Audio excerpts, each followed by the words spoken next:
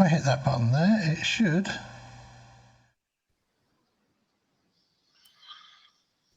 Be going out live on my YouTube. Just got a notification. Nice. Yeah, I did too. All right, I'm gonna check on my phone and I'll share it. I'll create a post and then everybody will see it on my main channel, and when they click, they'll be on your channel. Oh, there we go. There we are. And I'll just keep recording in case there's any issues. I got plenty of space on the laptop, so. Brilliant. That will be great. That will be a double backup. Yeah, and you guys do yourself, moderate yourself, take it whatever you want. I'll be out in like 10 minutes. I'm just gonna have a quick smoke and get out of here. Hey, Ken, did you see my message to you in side chat earlier? Who? To me? Oh, to Ken. Oh. No, I didn't. Hold on. I found all your heat exchangers, brand new, old stock. Hey, Alan, share the link in the chat. Go to your YouTube watch page and click. I've got it here. So I can open it. Yeah, somebody share it in the Actually, YouTube chat so I can open it. I think I was logged out. If you could send me the link again. Hey, Crash, you should be getting that carburetor today in the mail. Wonderful. Did you send it regular mail? Yes or what? Yeah, I've got a tracking number that says that it should be there today. Awesome. I should be here most of the day. Cool. Damn, Crash, you're busier than a one-legged cat in a sandbox, buddy. Yeah. There's it on the outside. My weekend didn't help with that at all. So what do we think about all this entitlement that we keep on hearing? I should be able to see this. I shouldn't be able to see this. Yeah. Right now, I should be able to see that building behind that tree. I've said it, so should be able to see it. Why can't I? Yeah, exactly. They didn't like that. But they should be able to think three-dimensionally. That's how I see it. It's this this undeserved sense of entitlement, which they think means an awful lot, and it doesn't mean fucking anything. And it's kind of the same as trying to apply your own personal common sense to a problem. There is no.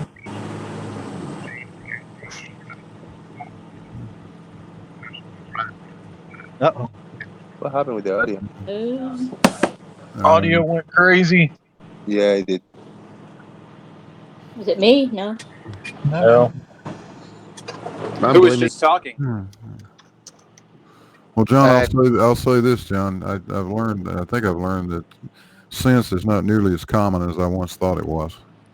No, that kind of ad hom snarky comment is not appropriate here, because if we wanted a playground attitude, we could say the same for you. Well, because if you took that personally, I wasn't thinking about you. But see, your comment then was too general, right? Because common sense. Who were you? That was my comment. No, but that was my comment. No, but Big Blue just said it. Big Blue said sense isn't so common. Yeah, and sometimes I'll say there's three things that ain't so common anymore: common sense, common courtesy, and common knowledge. Okay, and you weren't talking about flat earthers, Big Blue? I was talking about anyone with no common sense. Yeah, but what's the context? That's the context. It's absolutely meaningless unless you have context. On whatever it sounds like a shoe bit. Yeah, I got a quick question. Like I hit a nerve, though, doesn't it? No, apparently I hit a nerve. So no, you didn't hit a nerve. I just want you to know that we could apply the same comment back to you. Well, feel free. Yes, you can apply it to all humans. Yeah. Okay. The whole point is that what we consider common sense individually. When I think, well, this is so obvious and so easy to understand, and everybody sees it that way, and then I go out and talk to people, I find that people understand it differently. What I thought was common sense was not common between me and that person. Exactly. We did not have that in common. Exactly, Barney. Hey, Blue, do you have a link to that free energy fidget spinner thingy that I tried to watch with you drunk last night? No, fortunately. Damn. Barney, would you accept I the got a brain quick chip? question for you. Do you mind answering? If there's a 13.2 degree difference between one day and the next day on the moon, its position in orbit, and that works out to somewhere around near an hour of difference at twilight. How much brightness difference is there between 1 hour at twilight? Right. Yeah, you're talking about a fantastic opportunity to make those kinds of observations, which means I would have to have the free time to go out every single night. And if it's a cloud cover, I lose that opportunity. But your question is a good one. I don't know phenomenally what that value of 13.6 is, right? I hear that number, and you can tell me what that is per hour, but 15 degrees per hour. So yeah, but it's meaningless. It's meaningless unless I'm able to contrast it from, let's say, a full moon all the way through the waning stages, right? Then I have a context for it. If it meant something to you, if it meant something to you, Travis, you would do it, because that's what I do. No. I drive. Like, I'm starting my workday right now, and I'm not going to be done till midnight. So no, that doesn't work. Right, I would say looking at the I actually agree with you. I also don't have the time to do all of those things, but that's why I agree with one portion of my taxes going to pay for the education and for the salaries of the research scientists that are actually going to research those things and then present their findings to me so that I can look at them and see whether they make sense. Right, but Barney, they're not going to offer you a contrary narrative. They're simply going to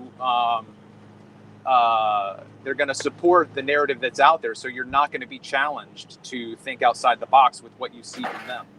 But every time you verify, if what you want is a philosophical debate on whether or not we can think differently and challenge the epistemological validity of those claims and how we can actually know that their conclusions are right, then you've come to the right place. This is the place where we do it, where we don't do experiments, where we look at what they've done and challenge those things against each other, check if they're consistent, check if they work, check if we can practically use them on our level without having high-level academic degrees in astronomy and topology and mathematics, right? There's Nobel Prizes awarded every year to people who think outside the box. And that's the part where I actually value flat earthers. That when I run out of questions to ask that would keep me investigating these things, when my intuition tells me this is good enough, you come up with questions that I often find out that I don't have the answer to off the top of my head, that I don't understand with my own knowledge, that I just took somebody's word for it. But then I go and look it up, and it takes literally like 10 minutes, maybe 20 minutes of research for every question that has been posed to me about flat Earth, about the shape of the, about the evidence about the shape of the Earth. And then I know, right? So that's Barney, cool. You're educating Barney, I got me. a question. I got a question for you, Barney. Yeah? So did you hear my question about the brain chip? Yes. So would you accept it if you could all of a sudden have all of this wealth of information in an instant? I would very much love to have such a thing. It's not a simple answer, right? The answer is yes. That doesn't mean that I will just let anybody on the street drill into my head and put something that I don't know what it is into my head, right? I do want it. I do want it. I will have to be very convinced that it's working, that it's ethically sound, that it is stable, that it won't leave me a cripple, a retard, flat earther. A flat earther. No! I'm very convinced I'm very drunk. Like getting attacked. Yeah, the thing is about all the information that we get from the scientists and stuff, I can't verify everything, but everything that I have verified checks out. Yeah. So And I it's can believe mutual. them that they are truth tellers. They may be wrong on occasion. I would challenge that, and that is that you can't check out everything that you think you're verifying. All you're saying is the story is consistent. That's all you can say. Yes. Well, that's more But than the flat Earth community gives us. That's not a consistent story. There's more to it than that. There's more to it than that. There is more to it than that. The story is consistent, and I've checked the consistencies, and they hold up. But also, I've picked a random sample of experiments, observations, and things that I can do myself at home. And those random things from that whole story check out. So it's basically the axiomatic principle. If you take any set, and that set is well structured and interacts with each other, you don't have to check 100% of the data. You have to check random bits of the data, and everything else must correlate to it. All right, so let me jump in real quick and say that my at-home experiment or my at-home observations currently, right now, as far as I'm able to with my free time, have to do with observations over water, right? So as far as I've looked at it, I have been convinced that the reason why we see what we see in the distance with ships and water, or land beyond our horizon, beyond the water, that the explanation that curvature is why we lose sight of things from the bottom up is not a sufficient answer. And the reason why it's not is because what I've seen visually with the atmosphere, or what I call the ether band, is an alternative that I would have to then dedicate a large portion of my time to running experiments beyond observations. Okay, if that is so, why do you call it the ether band? What does that mean? How do you communicate with people if you're using a term that is yours and your... Yeah. That's a special pleading. If you watch my videos where I've discussed it, and I think I first introduced it with Timmy Osman, he and I had a hangout, and I mentioned it. The ether band is simply the atmosphere. Okay, so the atmosphere, right, carries with it the idea of a sphere. So I wanted to move away from that. The ether, fair enough. You know, the ether is simply, in the Greek, it simply means air. So I don't have a problem using that. So it simply means the air. So it's just a matter of political speech. It's a defined. I do not want to use this root of this word in the language that I'm using. Travis, would it surprise you if I told you that this winter I plan to measure the universe, the universe's expansion from my back garden? Whoa! Yeah, let me know how Narnia turns out.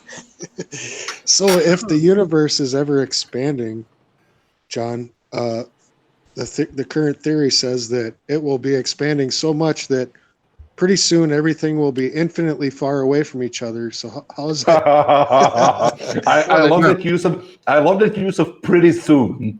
Now, Travis, you jumped down my throat for saying common sense, but you're going to bring up Narnia like that? That's a bit disingenuous, buddy. Yeah, it is. That is really. I don't think so. It's more concrete. No, it's more concrete than your attack of common sense, because that had no reference point outside of just the generic. So all I was saying was that he's going to try to. You're being insulting the same way I was being insulting, or at least I am being now. That was not being insulting. I did not insult disingenuous fuck. Do you have any interest in how I'm going to do that? John, was that you that mentioned the measurement of the universe? Yes, it was. Yeah. Okay. Did I offend you? Well, you whether you're talking to me or not, you do constantly offend me, but that's not the point. No. My use of using Narnia as a synonym for the universe, was that offensive to you? I don't know. Well, it wasn't sure. Okay. Well, maybe you can talk. Are you interested? Maybe you Travis, can talk to your big blue fellow and ask him to back down. Travis, Yeah. Are you interested in how I might accomplish that? Well, I mean, if you're going to publish it, I'll look at it, sure. Well, right now, do you want to know how I might do it? You're going to explain. You're going to explain your methodology. Well, if you want, but Sure. in basic terms. Go ahead with it. Sure. Go ahead. Well, it relies on a lot of things that you would quite immediately say are fake or lies or something. Yeah. Already, you're putting words into my mouth. Don't do it, John. Just tell me what you're going to do, man. I can measure the redshift of distant objects. Are you talking about like parallax? You don't know the difference in redshift and parallax, really? Yeah, well, This isn't my field. My field is biblical studies. Okay, so I'm learning as I go. It's okay if I have to learn something right now, Big Blue. Settle down. Oh, can I explain this one? Can I explain this one? This is my stuff. If you Get him, Barney. Astronomy is so slim that you don't know the difference between parallax and redshift. I'm not going to be able to explain it to you.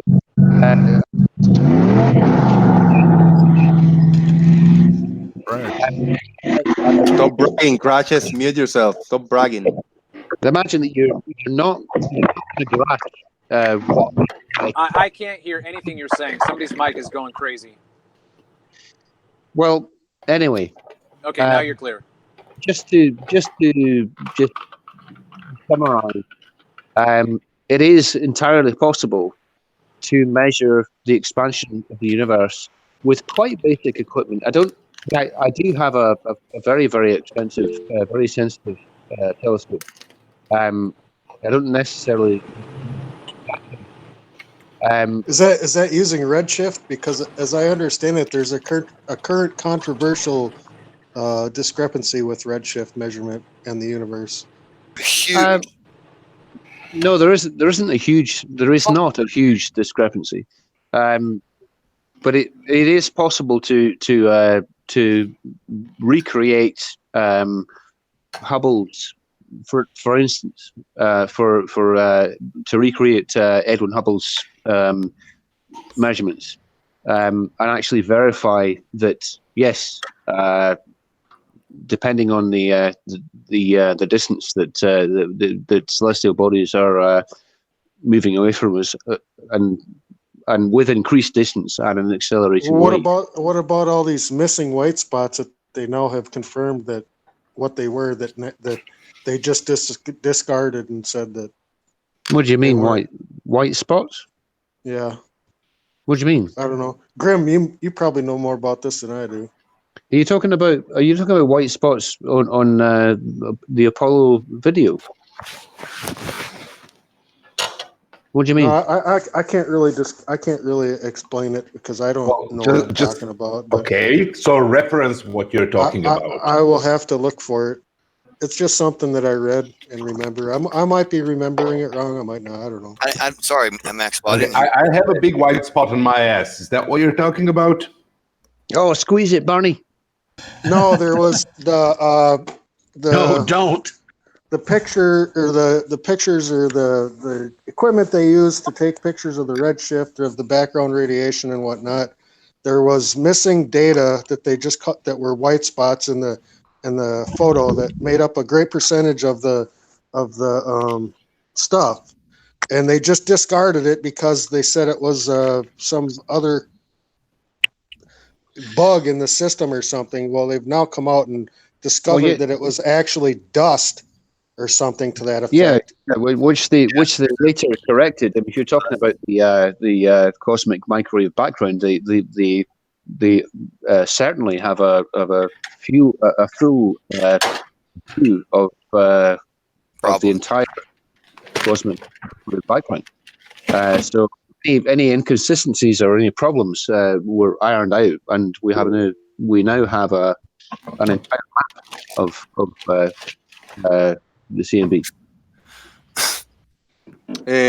I'm out of here, guys. Thank you very much, Alan, for streaming the after show. I shared it with some people. Hopefully, you get more people watching. You got 11. It's good. I appreciate it, and I'll see you tomorrow. Thank you. Boom. But yeah, the fact remains, Travis, that it is entirely possible to actually verify a lot of this stuff yourself, but you're not going to bother. Don't tell me what I am or I'm not going to do, John. Okay, I do. Well, you've already said it. You've already said it. I don't have time. I don't have time to do it. No, but that doesn't mean that I'm not going to do it. It means Well, I are you don't have gonna the do it? free time. Excuse me? Are you going to do it? Somebody told you do this, and you said I'm not going to do it because I don't have the time because I'm doing this other thing.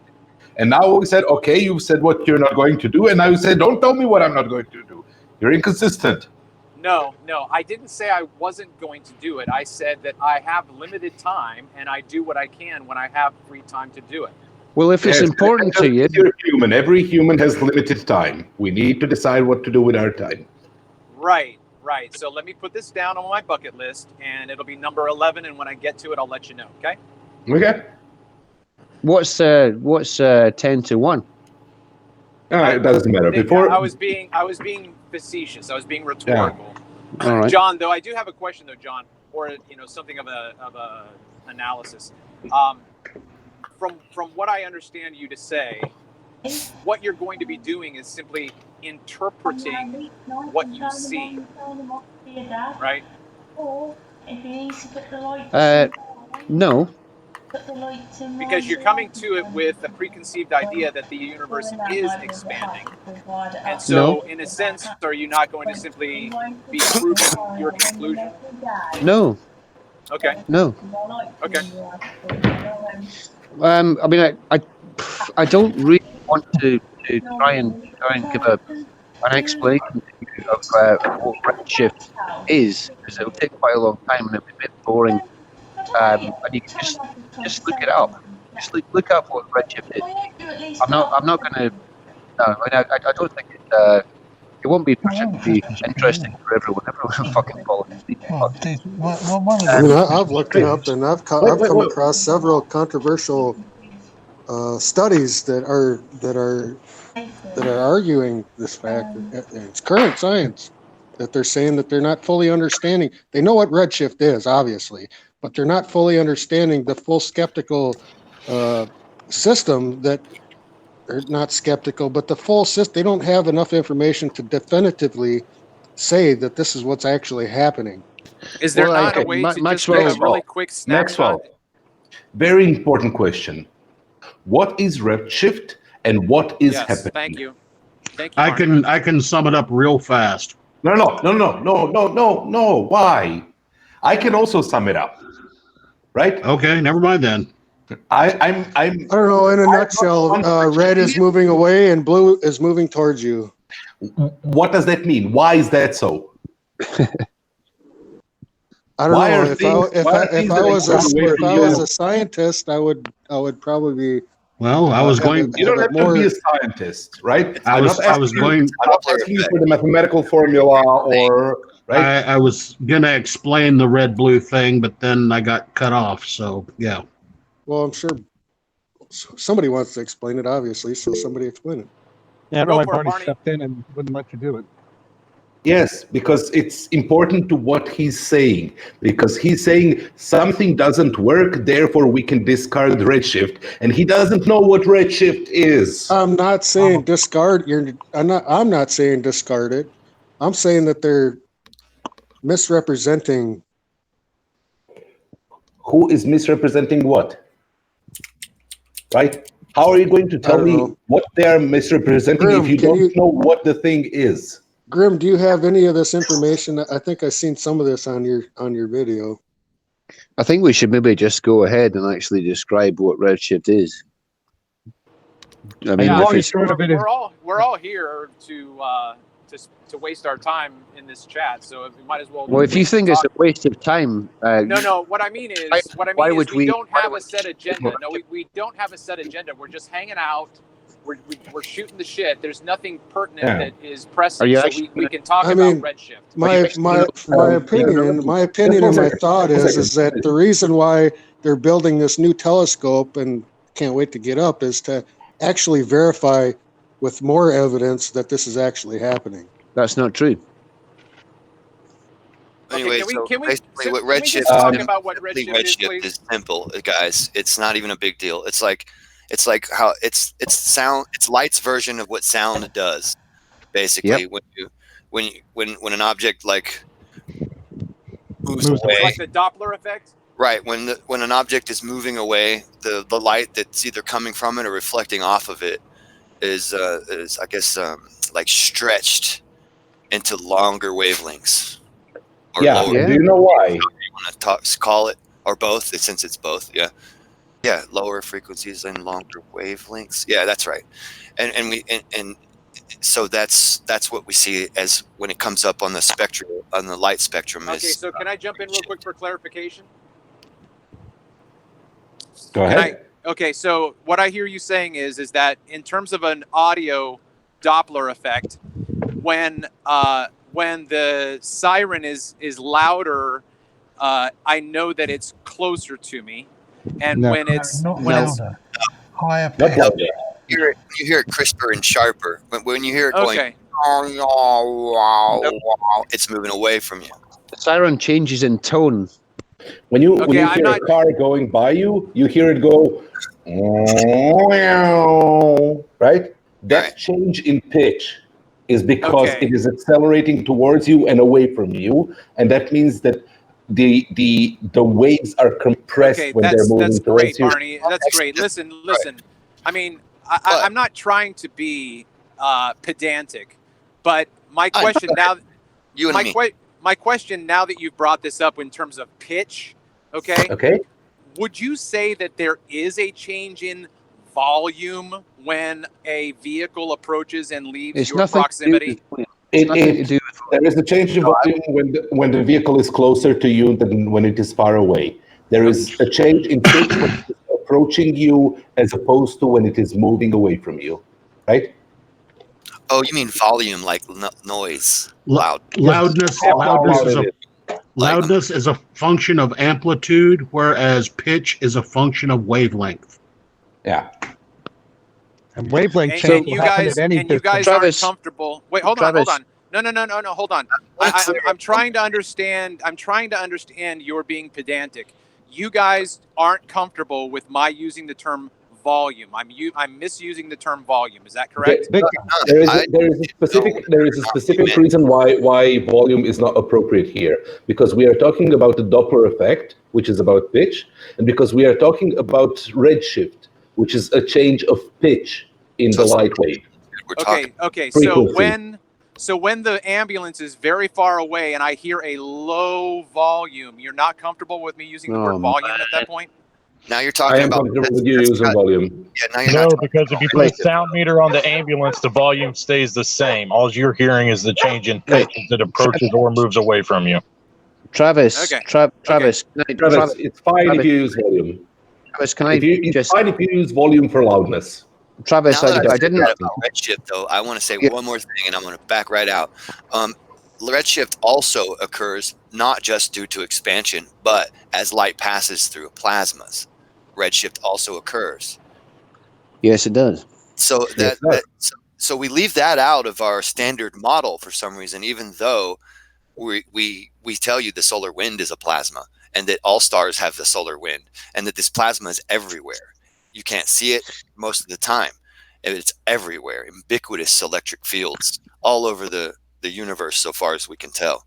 Okay. And so, Okay, so And that's it becomes that's a matter true. of responsible doing science responsibly when you don't include that type of redshift into your model, and you say that everything is already accounted for in your model when you know that redshift occurs.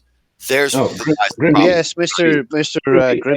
Grim. so the V. article I found just basically says that there's a calculation error in the Hubble constant, that they're coming up with different numbers than what was originally depicted. Right, guys, can you just can you all just let me speak? Go ahead. For a second. Right. To just try and put it in a basic format that you can understand, Travis. Take for example the wavelength of light emitted by hydrogen. which is about, I can't remember, it's about 565 nanometers wavelength. Okay, so you're talking about physical length of the wavelength of hydrogen, and this is known. This is demonstrable. It's known. That is the wavelength of hydrogen. Yeah. Yes. Okay. Can I clarify? Yep. And please forgive my my basic rudimentary way of restating that.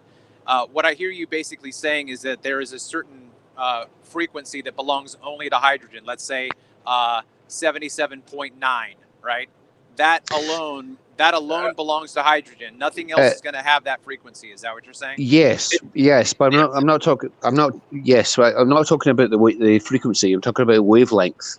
That's really important. Okay, but it's still the same thing. The wavelength. So it is just It's a signature of hydrogen. Yeah. No one and nothing else. Since so when you see the speed that, of light is constant, wavelength and frequency are linked. It's nothing to do with frequency. It's to do with wavelength. Just wavelength. And there are other elements which have their own wavelength also, which I suppose is actually quite important. You sulfur and oxygen, they have their specific wavelength that we can measure. We know what the wavelength of these elements are. So when we look at a very distant object, we look at the spectrum of light, and we can see those peaks in wavelengths, but they're in a different place. Their wavelengths have been stretched if they're a distant object,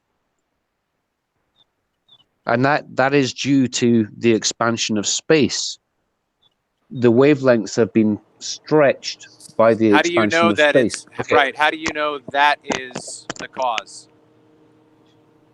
What They else would don't. it be? That's why they injected dark energy. That's bullshit. Who said that? Who said that? Maxwell said that. Well, it wasn't bullshit. Read this article about the scientists debate the seriousness of the problem with the value of the Hubble constant article that I posted from phys.org. Oh, man. I mean, it doesn't Domino's pizza delivery drivers or anything. I mean, we're just looking at what other physicists are saying. Well, yeah, because they can't. They're trying to come up with the reason why the rate of expansion is more than what their original calculations were for the redshift.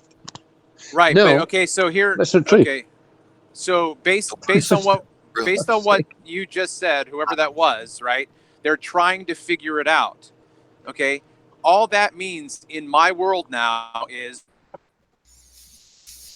you're trying to come up with an explanation, but you can't verify it. You can't validate it. You can spin it in a way that everybody goes, yeah, that sounds about right. Well, I think, are we all good on that? Everybody good? According to John Watson, they already know exactly everything what's going on. I mean, yeah, George. Is that what I said? Who said that? That's the way it came Maxwell. off. Okay. That's my opinion of the way that you return my answer to saying that's BS, that they injected dark energy into this equation that's bullshit. to come up with the error corrections of why they're coming up with different speed measurements of how fast the universe is expanding. Right. Okay. And if That's nothing to do. That's nothing to do with what I'm talking about. It's nothing to do with what I'm talking about at all. Dark energy, dark matter, nothing to do with what I'm talking about. Well, at the bottom of this article, it says some physicists believe that it is possible that there was a different kind of dark energy pushing the universe apart back then, accounting for the difference. So it does. The qualification for this kind of thing is that we have stepping stones of distance looking out into space.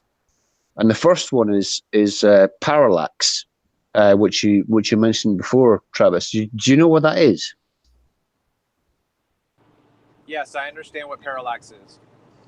Could you briefly, just very, very briefly, just tell me what it is? If you have two objects, one distant, one proximate, it's the contrast of one passing in front of the other or the other passing behind the other. No. Okay. No, that's not. That's You're measuring the anger. So, John, can I ask a question here? Can I ask a question? Yeah, what Barney. theory, what redshift theory is correct? Which one? They all have different measurements of speed. So which one is the correct one? This is my frustration, is because every time I research something, I actually research what science says and what different scientists say, and the different articles that different scientists come up with. Seriously? You've jumped into the middle of a conversation between John and Travis and just started saying your own thing. Wait. Yeah, well, that's because there's a million different fucking things. Yeah, I think I like you, Barney, but I think that's kind of derailing what we were talking about. I'm not derailing anything. I'm just simply asking a question that why is it every time I do some research on this, I come up with different papers with different speeds, and nobody seems to know what is actually the correct model or the correct answer to the damn question. There's all scientists have different answers. The reason is, Barney, it's very difficult to make a measurement, and there's lots of different ways of doing it. That's not Barney. That's Maxwell. I'm Barney. Okay. But anyway, as I was saying, if I could just continue, we've got different stepping stones in terms of measurement. So we've got parallax, and the way we measure parallax is you take a good high resolution picture of a star. At some point in the Earth's orbit around the sun. 6 months later, when you're on the other side of the sun, you do the same thing, and you take a measurement of how far that star might have moved against the background stars, and you take that angle, and you can actually triangulate the distance to that star. Because you know a triangle has 180 degrees, and you know the first two angles. So all you need to do is work out the hypotenuse from the third angle that you know already exists. Yeah, it's basic. It's basic. Sure, but let me jump in real quick and say that all you can do is measure. You can't give the cause for why it's changed. Right, and that's not perfect either, obviously. We know that. That's admitted. The parallax isn't out of... Well, I mean, yeah, that's fair enough. That's fair enough, but you would actually have to come up with... I think in science, you would have to come up with some kind of magical alternate explanation. No, I'm just making observations. I don't have to declare anything.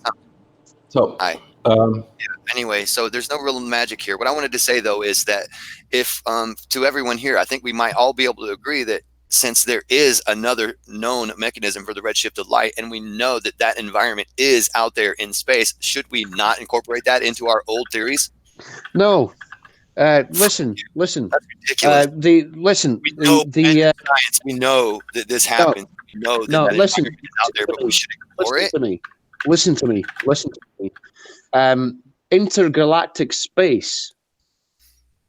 Intergalactic space, which is the entirety of space. Really, we have pockets of activity, galaxies. The entirety, pretty much, of space is nothing at all. Nothing. There's nothing there. You're not keeping up with data, brother. That's all that you need to know right there, obviously, because anybody who's been keeping up with data knows that these plasmas permeate the entire known universe in filamentary structures. They use the cosmic microwave. What's it called? The cosmic web is what it's called now in mainstream physics. But prediction of the electric universe that everything would be. Well, quit saying No. no over me because you're wrong, and there's no reason for you to repeat yourself saying no, no, no constantly, other to just interrupt the conversation. Right? I'm actually What- saying something that actually has merit, and you don't need to sit there and do that. It's ridiculous. What do you how do at all? yeah, whatever. How do I pronounce your name anyway? You're naysaying now. You're just going Yeah. no, but you Yeah, don't even yeah, know any of the data that I'm talking about. So that's what's important there. When we got a lot of people that are just biased about a particular situation, they're just going to ignore everything else. You heard it right from his horse's mouth. He said that no, even though we know that light redshifts through a plasma, we should not incorporate it in there because Mr. there's no Mr. Grim, is it Grim V or Grim? everybody Or knows what? it is except for you. So relax. Anyway, How do I pronounce your name? don't do it in the middle of my sentence, asshole. Well, I haven't called you an asshole yet, but it's getting there. Being an asshole, What- you're interrupting me. You're making me talk faster so I can get my point across, which makes me look like a fucking crazy person. And just because you won't shut the fuck up while I'm talking, calm the fuck down and stop talking through me, man. I feel pretty calm. But how do I pronounce your name? You don't. Grim V or Grim? The V is silent, dude. Oh, Grim. God, goddamn. Now I'm engaging you on your fucking level with your questions about my name. What the fuck, man? Well, I just like to address you properly. So Goddamn it's live. universe. And you're worried about how to pronounce my name to interrupt me. Well, I'd like to address you properly. Hey, like I'm a normal adult until I'm done talking and then address me, homeboy. Well, like I said, I'm not done. Just because you fucking will not fucking quit trying to interrupt me doesn't mean you're gonna win that shit. So stop, bro. I'm not done talking. When I'm done, I'll fucking tell you, okay, I'm done on you. All right. Are you done? So when you have shut the fuck up, man. Are you done? Yeah, somebody catch him real quick. Are you done? I know you will. Just give him a quick mute. No. Does Halton, John, Listen, does Halton, does can I Halton jump in just Christopher real quick? Arp I guess I won't. mean anything to you? Won't get to say what the fuck he wants to say. Then Can I just jump in real quick? Is everybody else on mute? Is everybody else on mute just cracking up laughing? I this is so entertaining. Yeah. This is awesome. No, I'm trying to understand this. Yeah, I'm kind of laughing at Grim V. I was just on mute working on the mud truck, so I'm just trying to understand this better. Disability of us to have a conversation. And I'm just sitting here shaking Yes. my head, wondering what the fuck just happened. Yeah, so that's not helping. can I so just- does Halton Christopher or Christian Arp mean any? Have you ever heard of that name, John? Christian fuck's Bergson sake. or Halton Arp? Can I just address Mr. Grimm's point? Oh, Like- was I done with my point? I guess you can interrupt to address half of my. Go ahead. I heard your point. I heard. I First half. But go ahead, man. Obviously, I didn't finish. Well, you were restating a point that you made before. The first half, twice. Yeah, that's what happens when you get interrupted on a long point that takes a little bit of explanation before you can get to the point. You get interrupted in the middle of it. You still never really got to your point because you're still trying to build the foundation.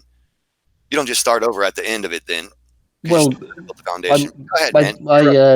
I can understand what you're saying, which I suppose my bad. I didn't really want to hear the end of it, but my retort to that is that the universe. How do you say your name exactly? Oh, fucking How do we John. pronounce your name? John. Yeah, with an N. Is the N's? How do you pronounce that again?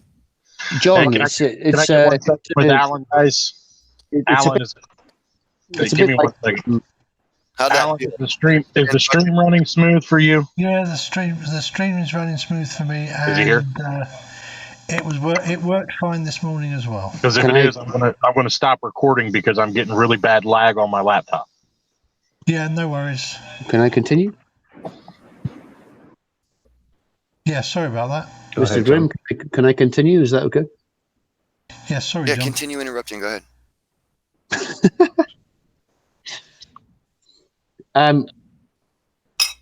How much matter is there in the universe, Mr. Grimm? How the fuck do we know? Well, we And do this know. is what happens when you challenge we other don't. people's beliefs. You assume you know how much matter is in the entire universe? Well, but the point that I'm trying to get to is if you're looking at light from a distant object, how likely is it that it's going to encounter anything? Very likely. It's already, see, here's the funny part. It's already passing through a plasma because the light starts at the star. The solar wind of each star permeates well beyond each star. It's called the heliopause, actually, where it even bubbles up, where you think that's where it stops. So each star has a heliopause. I have no idea why you think when you're looking at a star, you're not looking through plasma. It just makes no sense at all. Yeah, but you're well, fair enough. I'll give you that. I mean, that's the source of the light. But how likely is it that that light is going to actually hit anything before it gets to your eye here on Earth? 100% likely. There's no chance that it cannot hit a plasma coming from a star because it comes from the star. The plasma reaches well beyond the star. What don't you get about this physical dimensions thing? Mr. Grimm, can I ask you a question? It's like I'm in the middle of a pool. I'm at the bottom of the pool. How likely is it going to be that I'm going to touch water when I try to leave the pool? That's the false equivalent. Yeah, it's 100% likely. Well, it depends on it depends on the density of water that you're in. In the same sense, it depends on the density of plasma in the space. Mr. Grimm, can I ask a question? So, Grimm, what is the density of that plasma that is affecting? It's really the electron density that we're concerned with. What is that density? That gives it the plasma density, yes. What is that density? What did you say? What is that density? How large of an effect we should expect? Well, we would have to assume we know more about the plasma than we do at this point. We've just realized that we were only able to see 5% of the electric current of a Birkeland current while having our what was it, the Cassini mission, the Langmuir probe and the magnometer on the Cassini mission, sitting in situ, which means like directly in the actual current. They were only able to detect 5% of the current until just recently when they used the Langmuir probe and found 200 million electron volts in that current. And the dust that they never saw before, they can now see more of that. So they're only just they've been very bad at looking at these things. And that's why we have people like this who assume that for sure there's nothing out there.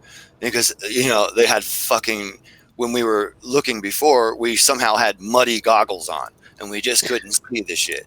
Now, and how does that affect light? Might want to look it up, man. I mean, because I'm not a physicist, and I can't sit here for every day and explain. That's why I brought up that scientist from Planck's freaking thing. Yeah, exactly.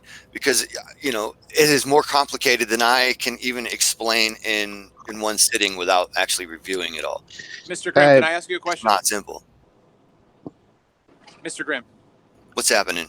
Hey, so Hey. I'm coming at this, because my field is biblical studies. So this is all I don't know anything about anything. Is the moon in plasma? Yes. Yes. Okay. The moon is in plasma and has a double layer of plasma around it. What?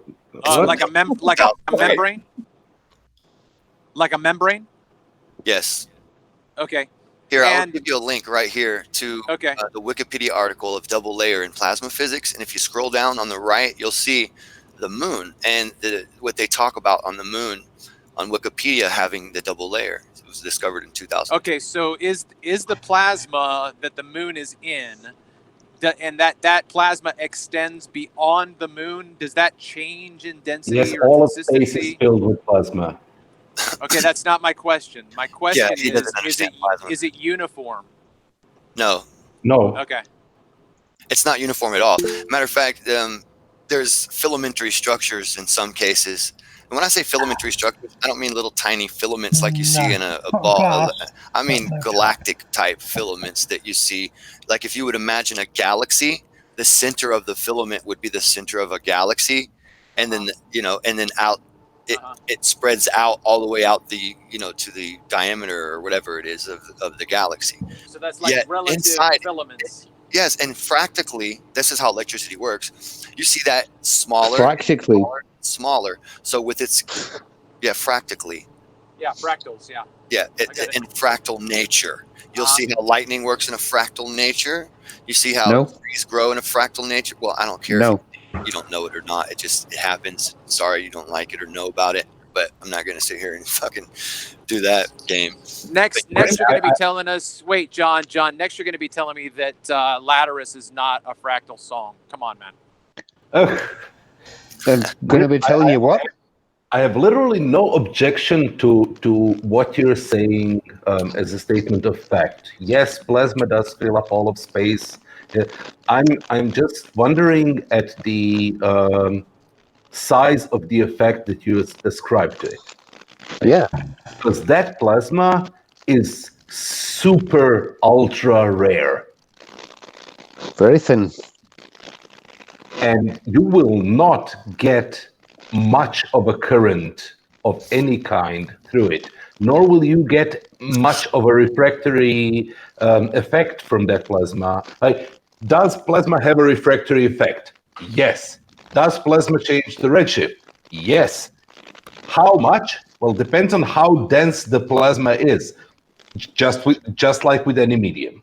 If we are measuring particles per meter squared, then yeah, you're not going to have a noticeable effect. You will simply be beyond any significant threshold to measure. So Barney, I'm figuring that you're just not really incorporating the idea of the vastness of the area that you're covering. Okay, so if you were to just put in a little fish tank some air in a little fish tank, you couldn't produce refraction so that you can show refraction. Refraction works, and this is how you bend a laser in a little bit of air.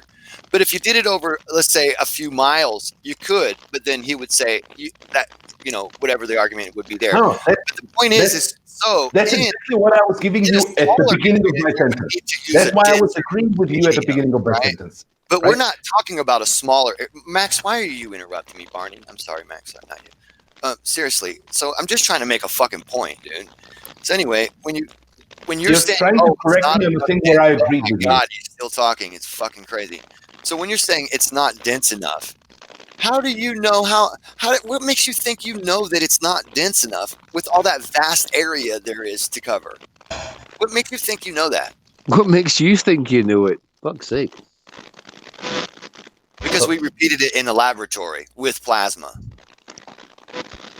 This isn't a theoretical idea and that's why I'm asking you, what density is it at and what is the effect size, right? I'm agreeing with you. I'm agreeing with you for the observed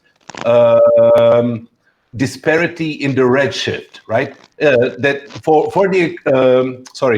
For the observed disparity in the measurements of the expansion of the universe. That disparity between 67 kilometers per second per megaparsec or 75 kilometers per second per megaparsec, that those disparities could be accounted by the plasma. Sure. Absolutely. Okay, absolutely. That's where I am agreeing with you. And I can even go ahead and go a step further than that. And the original, the smallest amount also, it needs to be smaller, because that is also being imparted on by the action of the plasma in terms of tired light. But the statement of that could account for that difference in measurement. Let me just finish the sentence. Just finish the sentence. I was in the middle of a breath, so sorry. I breathe fast. Oh, sorry. Okay. If you're in the middle of a sentence, you finish yours first. Okay, thanks. So anyway, so the difference wouldn't be the only thing that would be the problem. It would be the initial readings also down. Thank you, That's exactly what I'm saying. How do you account for the effect size? Because if you're saying that difference of less than 10 kilometers per second per megaparsec is accounted of by the plasma, and that's a potential cause, I'll go, yay, cool. That could be, we should investigate that. But if you say, oh, the universe is not expanding because plasma, and there is no reason for us to believe then I'll call rubbish on that, because you have just Yeah, but you don't have a overinflated the amount of plasma and the effect of plasma on that effect. Except we don't actually see these galaxies spreading further and further apart. We just think we see it because of the redshift. Yes. That's another idea. But we don't actually see anything getting further and further apart. We don't actually see anything going further apart. We don't see these galaxies getting further and further apart. We How only would you see them? How would you see them go further apart? Why should we see them? Moving away at the speed of light, almost in some cases. Some of these quasars and shit, they're supposed to be so big and so well developed at such an early stage in the universe that it debunks the Big Bang in the first place. It's another falsification. Do you understand that when you look up in the sky and you see a commercial airplane traveling at 600 miles an hour, it looks like it's going really slow? Of course, I understand that. Yeah, well. So if you're looking at the CMB, which is at what 30.8 billion light years away, and in 1 year it will get 1 light year further away, how do you expect to see that? How do you expect to see that difference? What does it mean to see something going further and further away on those scales? Right? Well, here's the thing. You just literally put a nail right in your own coffin. The point of the matter is that we actually have an experimental physics that does demonstrate what we're talking about. You clearly have an untestable hypothesis, not doing science. You just admitted it. You clearly can't even test your own hypothesis. So no, we're done. The thing that I'm pointing out is that the effect size of the phenomena that you're describing is not large enough to account for the whole thing. It can account for some small fraction of it, but not the whole thing.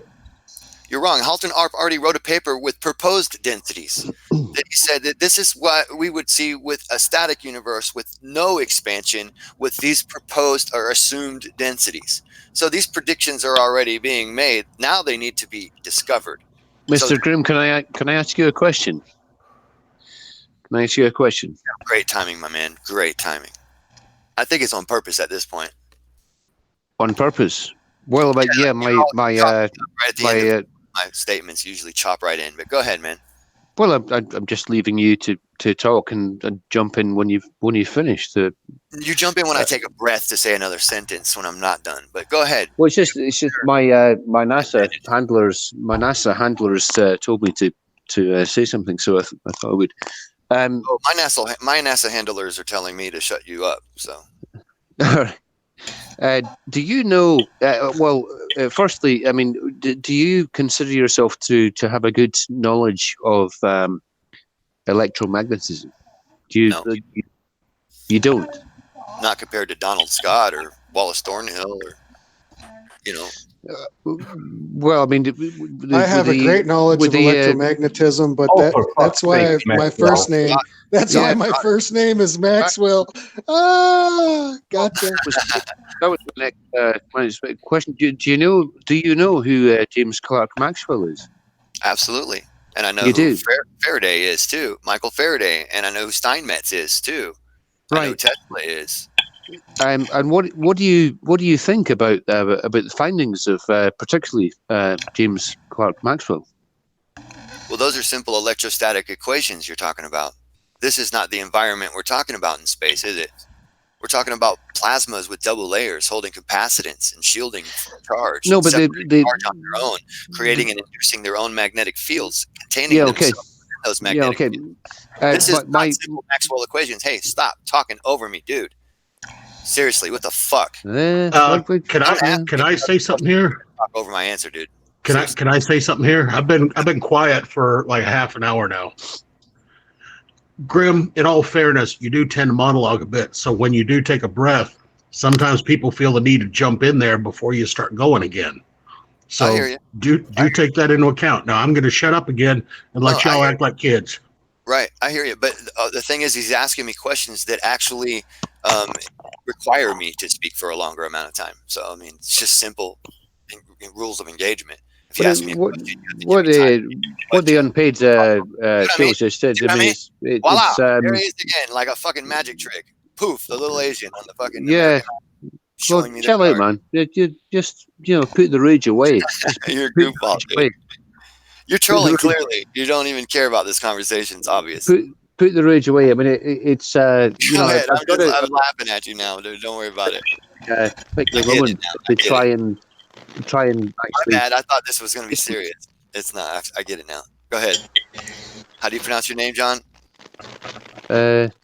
John. I'm not sure if the name is that hard to pronounce. That's a stupid question. Yeah, but it really surprises me that if you I mean maybe you've heard of James Clerk Maxwell's name. What? Sorry, night out. Or... You've heard of his name, but do you understand what he did and the breakthroughs in electromagnetism that he discovered? Are you familiar with Richard Feynman being awarded the Nobel Prize in 1965? John, in all honesty, John, how many questions are you going to ask? Oh, you're ignoring you're ignoring what I'm saying and you're jumping in. I'm not familiar with Maxwell's famous equations. What are they? Are you still here, Travis? Yeah, but you asked him a question, and then you keep talking. Like, do you want him to answer the question or not? Is it rhetorical? I'm asking you a question, Travis. I thought you were asking Grim a question. You didn't address me. Oh, I don't know. Maybe it's hard to tell who's talking. But in 1965, Richard Feynman was awarded the Nobel Prize for finally deciphering the whole problem behind the nature of light. And there is no mystery about light anymore since that point. And it was said at the time, I forget exactly what they said, but basically, I think it was like if you measured the width of the United States, the margin of error, if you use the same accuracy of quantum electrodynamics, the margin of error would be the width of a human hair. It is completely nailed down, totally and utterly nailed down. The interaction of light and matter is thoroughly understood. There is no gray area. That's a good one, John. Here's a fucking joke, dude. Here's the chat. Here's the gray area right there. The fuck's laughing? Who's It's laughing? thoroughly understood. You said it was thoroughly understood. Yeah, The nature. Yeah, well, stop. Sorry, I thought you were a flat earther for a second. I really did. So here we go. We got that kind of bullshit going I'm on. sorry, I Lisa. dropped the chat. I'm actually broadcasting to the internet Okay, I got a quick a bunch of when you idiots said it was talking. Sorry, John. Shit, So like guys, I'm just keeping shut an up. eye on it. Wait, Make sure I've Shut up and got to let me go. finish. I've got to go. Can I just ask for clarification? UV light can add conductivity to certain crystals. This is brand new information, homeboy. So Yeah, everything that needs to be known about light is not. You need to catch Okay, up. hold on, real quick. I got to go, but I need to ask a question. So John says that Feynman received a Nobel Prize for nailing it down. There's no question about light. And Grimm and what was that, Maxwell or somebody else that came in and laughed? So you disagree with that? Yeah, like I said, I'm leaving 2 links. I already left one in there, 10:28 p.m. For one, What have you? What are you saying? What are you saying? Materials just recently discovered What's- by accident. It's great laughing, but what have you got to say? What have you got to say? I just said it, you fucking moron. That article is about the salt, not the light, man. It's also about the light. Why No, don't sit there and obfuscate it. No, it's talking about the actual structure of the salt. It's talking about the molecular structure of the salt. For the love of God, your interpretation of it is completely incorrect. I'm sorry. That's a bullshit. You know, Grim and Travis, I haven't. John, stop. I haven't. Let's stop here for a second. John, please. Grim V, you say that your article disproves or brings into question Feynman's quantum electrodynamics? Nope, I'm not saying that. What I'm saying is he said that everything about light is already known, and I'm showing him that here is something else about light that was not previously known. It adds a conductive property to certain materials and crystals. Okay. By 400-fold. An inductive. Everything about light in the sense of the electromagnetic field and the oscillations of the electromagnetic field and the interaction between light and charged particles is fully explained by quantum electrodynamics. That does not mean that we are omniscient about every quantum. You hear yeah, I know. He reads articles and thinks that these are real. He thinks black holes are real, neutron stars are real, Big Bang is real. All these untestable hypotheses, just moronic shit. Well, stop laughing like a bunch of harpies and actually listen to what Barney's going to say. What's so? Okay, so if they understand perfectly what's going on, if they understand perfectly what's going on? What's the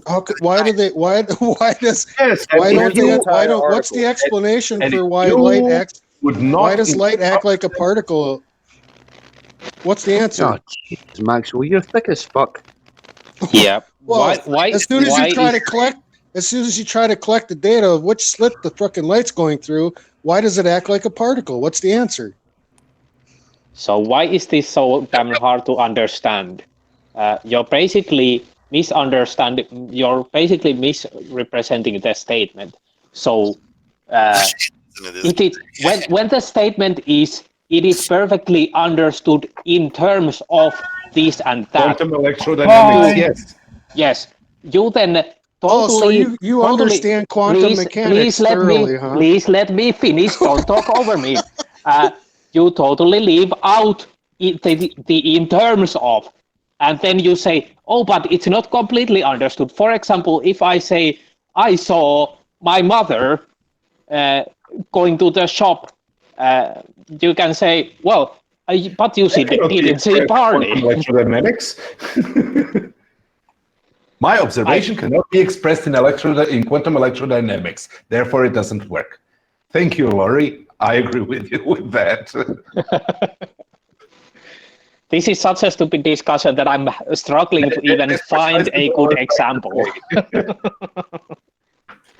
It's a fact that that QED it really is one of the jewels in the crown of physics. It is totally nailed down. We really do completely understand how light works, or the interaction of light and matter. That's a misstatement. That's a 100% misstatement. You understand what it does. You don't understand why it does that. That's the question. Why? Why? Not how. Why? Explain why. And that is also explained by the theory of QED. It's not. It doesn't explain the why. It does not explain the why. You can laugh, John, but stop. Wait. Maxwell is bringing up the philosophical question of science. Yeah. Right. Well, where does it always end up? Realism versus instrumentalism. No, it doesn't. There's questions that will never be answered by science, plain and simple. Underlying causality of existence of any phenomena. Even science can't answer its own questions. So you explain that to me. Max, the funny thing is, Maxwell was actually quite vocal about the deficiency in drawing allegories allegories and sort of real world examples to try and explain the phenomenon of the nature of light, and you can't do it completely unless you actually understand what's going on, and that's your deficiency, not science. No, that's the human deficiency. Sorry. Well, in this particular case, Maxwell, is your deficiency. And on that note, I think I'm going to go ahead and say sayonara, people. You think you understand it. That's the problem. All right, I'll just sit here and shut up and look pretty. By Unpaid- I actually unpaid agree chills. with you. This is utterly unproductive. Unpaid chills, what have you got to say? No, I was just saying this has pretty much devolved into a semantic dick measuring contest. You guys enjoy yourself. I'm out of here. Okay. See you, Jill. Yeah, I'm going right after him. There's some been, people I'd love to say that it's been a pleasure, but it hasn't. Barney, go ahead. You know, I did actually want to re-engage you about what we were talking about the other day with atmospheric lensing. Yeah. And I was really, we agreed to disagree, and I looked into it a bit more, and I still stand by the shimmering is not lensing. Yeah, well, it isn't. Well, I think where you went wrong was that you said, I remember you said that the turbulence and stuff was due to the image going in and out of focus, and that is not what happens. No. That's not what I said. It is what you said. Okay, would you let me yeah. elaborate or clarify, right? That those specific individuals' deformations of the density of the air form things which have a focus, right? And that focus will be at different lengths. Those things act as lenses. Right, when you light a lighter and you see the deformation of the hot air and the cold air, and you see that shimmering above the fire, that thing is curving light in a way which creates a point of focus. So it is lensing. It is not a pure convex lens or a pure what's the other one? Concave lens, right? It is a mix of many different lenses, but it is still lensing. Actually, Barney, it's acting much more like a prism than Yes. it is a lens. Yes. I mean, if you have a say you've got a completely solid, unchanging atmosphere, you're going to get a completely still pool of water. You're going to get just a straight line with that light. It's just going to come in a straight line. If you've got a stratified atmosphere, that light's going to go in a zigzag line. Perfectly agreed, and I gave you that, right? On large scales, on long persistent effects, it is a prism, right? Yes. But as soon as you have a deformation with a curvature of any size, even if it's tiny, you have a lens, right? Basically, the question that I want to ask you is a cylinder, is it a lens or a prism? I would say a cylinder is a prism, not a lens. But because I have a cylindrical magnifying glass somewhere in my desk. Yeah, but the reason why I'm really quite confident about this, Barney, and I don't want this to descend into as slagging each other off. I've got a lot of respect for you, But the reason why I'm very confident that turbulence is not an effect of lensing is the fact that to correct lensing, you need a lens. And the way that we, as astronomers, correct for atmospheric seeing is not with a lens; it's just with prisms. Okay. And So I so will counter that statement just immediately. The other way of countering distortions of a lens is with a mirror, right? With a deformed mirror, either convex or concave. Agree with that?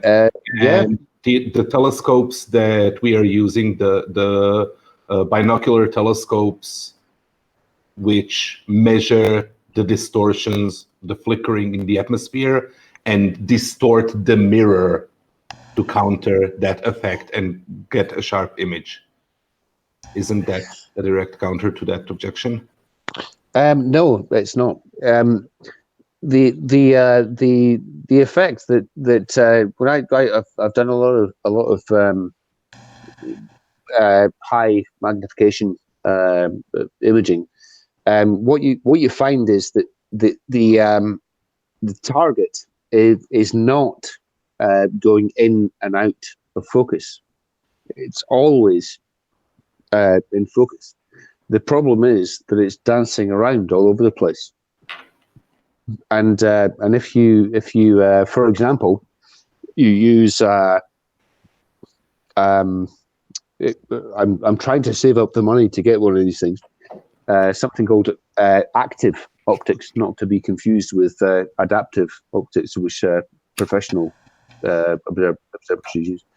The only thing that it does is that you steal a little bit of light from the field of view of the telescope, and software analyzes it and can see how the target is dancing around, and you've got a tip tilt prism, and it redirects the target onto the center of the sensor of the camera. And if you do that, then you, over a long exposure, you get a nice image. It's nothing to do with focusing and defocusing. It's not a lensing effect. It's caused by just diffraction of, as I said, going through the light going through a stratified atmosphere.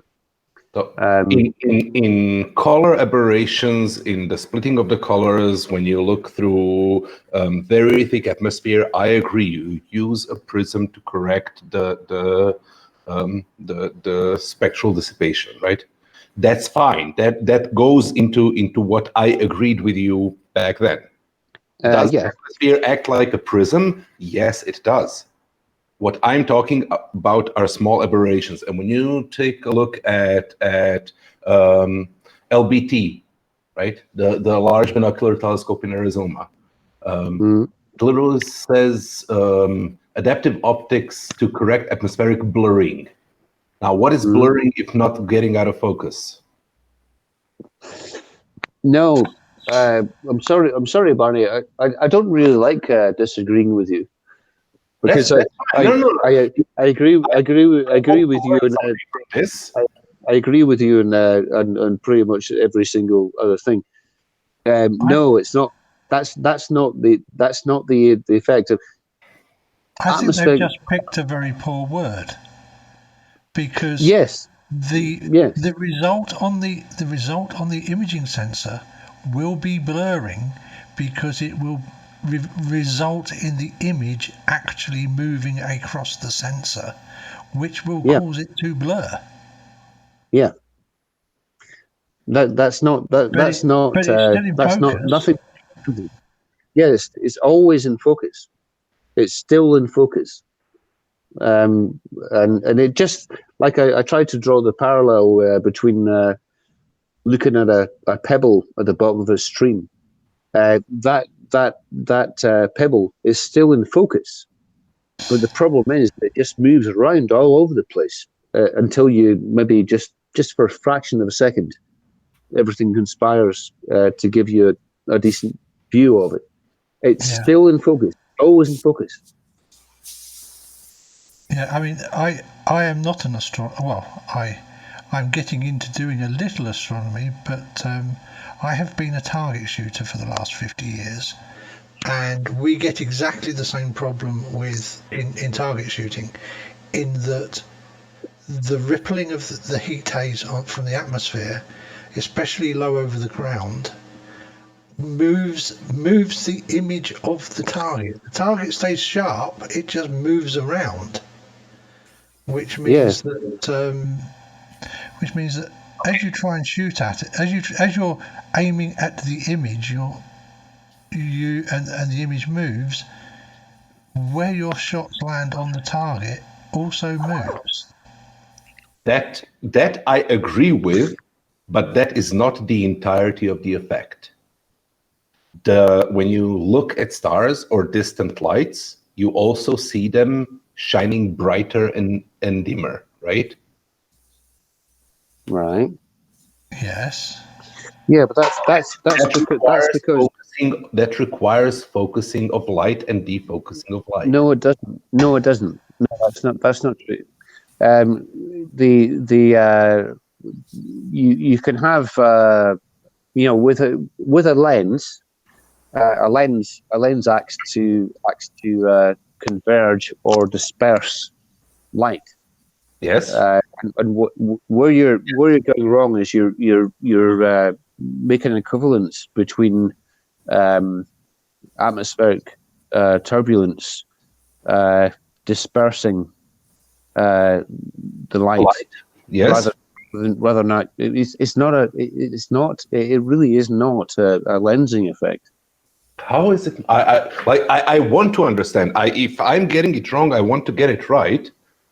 So I'm not pushing back anymore because I disagree with it.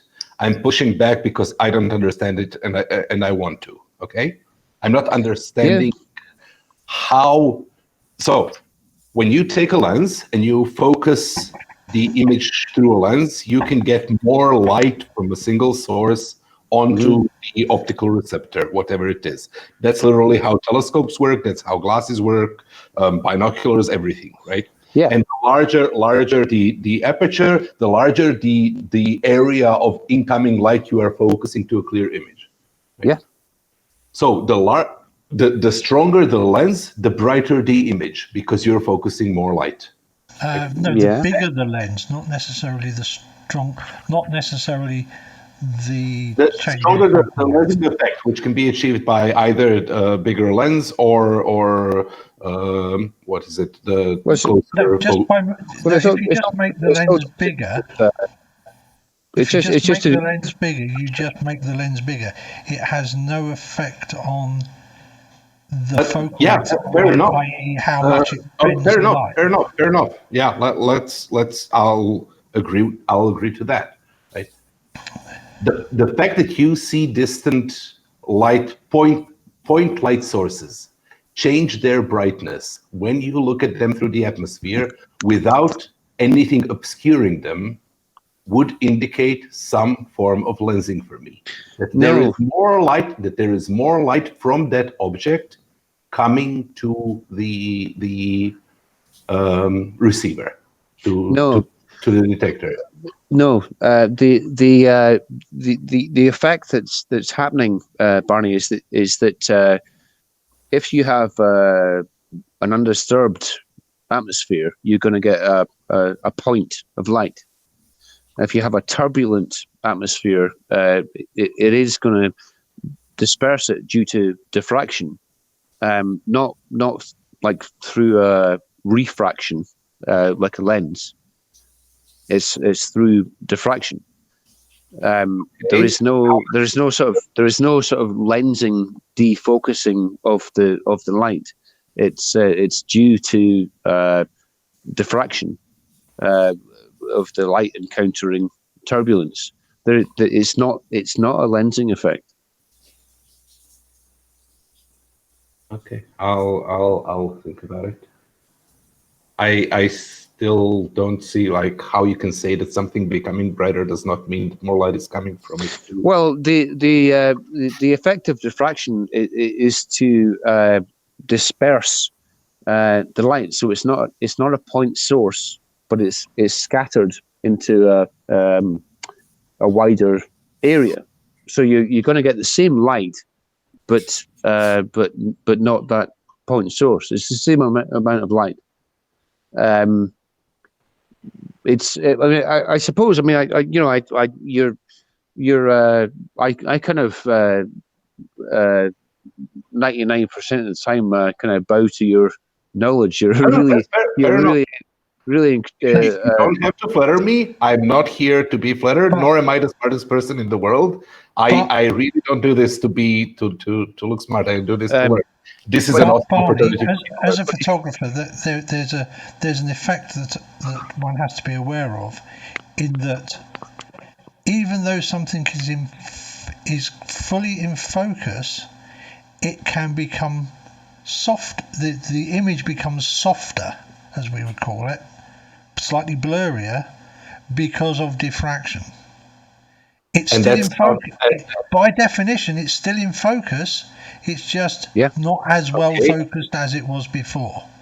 It's when not. You say definition, can you provide that definition? How is it in focus if it is becoming softer? If it's becoming blurry? Diffraction. Diffraction. Yeah. Let's stop here and leave it at that. I'll look into it. I'll try to understand.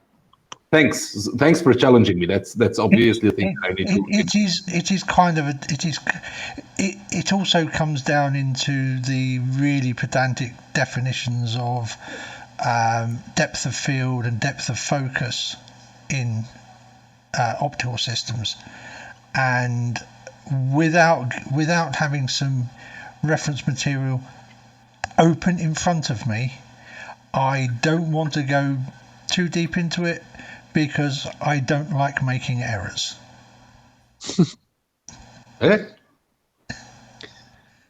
And but yeah, it's quite hard to keep in your head.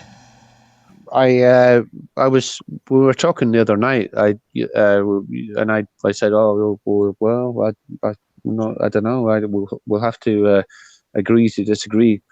But you're no longer willing to agree to disagree. Not fair enough. No. No, fair enough. I literally mean it. I accept that you've thought about it and that you potentially know more than me about it. I will look into it.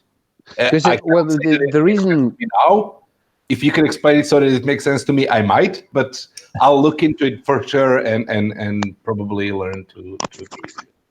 But the reason why I if it was something else, I would probably just let it go. But this particular thing is a really big nail in the coffin for the flat Earth, and I think it's really important that it's thoroughly understood, because one of the crutches that they have is this, like I said before, this fudge factor of atmospheric lensing, and despite, and there is a few people, if you Google it, you've got working scientists explaining it as atmospheric lensing, and is not. There is no such thing as atmospheric lensing. The atmosphere does not act like a lens. It's to me, when I brought up James Clerk Maxwell. I used to work part-time in the James Clerk Maxwell Museum, which is the house that he was born in. which still has a lot of his apparatus in it. And I rub shoulders with semi-retired physicists who were experts in optics and light. So I wouldn't, obviously I wouldn't say that I'm some kind of expert, but I really do have a quite a good background in this particular field. So what's the proper word for it? Is it scattering? Is it atmospheric scattering? Would that be a more definitive? For what? Definition? Atmospheric scattering for what? What do you mean? So what I was referring to is atmospheric refraction. Refraction is a thing that lenses do and that prisms do, right? No, but it's not refraction. It's diffraction. Yeah, scattering. That's why I say scattering. I understand. I understand that you are talking about diffraction when you talk about when you light up a lighter and look at the cone of hot air above it, right? The turbulent hot air which is rising and which will give you a shimmering image, things moving, visibly moving. Yeah, right? that's refraction. The movement is refraction. Yes. The slight blurring you see is diffraction. Yes, Yeah. I'm talking about refraction. I'm talking about that effect. That effect has curvature around it and is therefore a lens, right? So it's a cylinder. It's not a lens. It's a cylinder. Yes, So but a cylinder is a lens. A cylinder is a lens. It's a prism. Yes, it is. Wait. That's so maybe it's just a semantic difference between you and me, right? No, it's not. Wait, will you let me? Sorry. Sorry. I will not. Sorry. Okay. So a cylinder on one of its axes is a prism, and on the other of its axis is a lens. No. Yep. Every curved refracting surface is a lens. Every linear refracting surface is a prism. Yes or no? Well, with a lens, you're talking about something that either brings something to focus or it takes it away from focus. Yes, and every curved surface will have a focal length on, and in this case, it will have a focal length on only one of its axes. I just don't think you can. I just don't think you can't apply that to atmospheric turbulence. It's not applicable. Why? Because of semantic? Because flat Earth uses that term to explain the sun? Because you understand that what I'm talking about is not what they're talking about. They're talking about large-scale, persistent, constant atmospheric lensing, which I agreed with you, ab initio, that doesn't exist. Yeah.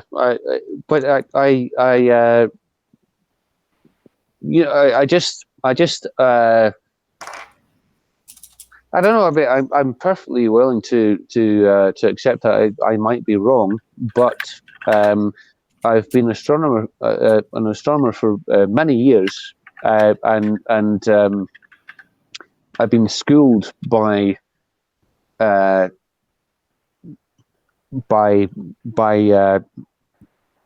large group of semi-retired physicists many of whom are experts in optics, and particularly, obviously, the nature of light.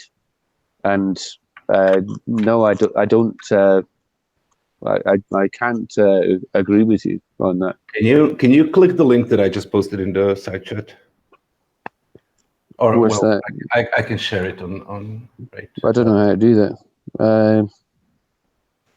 I'll share it. It's a very exaggerated example of atmospheric cleansing, but it will serve for the purpose of showing that atmospheric cleansing as a general concept is possible. Not possible, but is a real thing. Let me just present now a window, this one.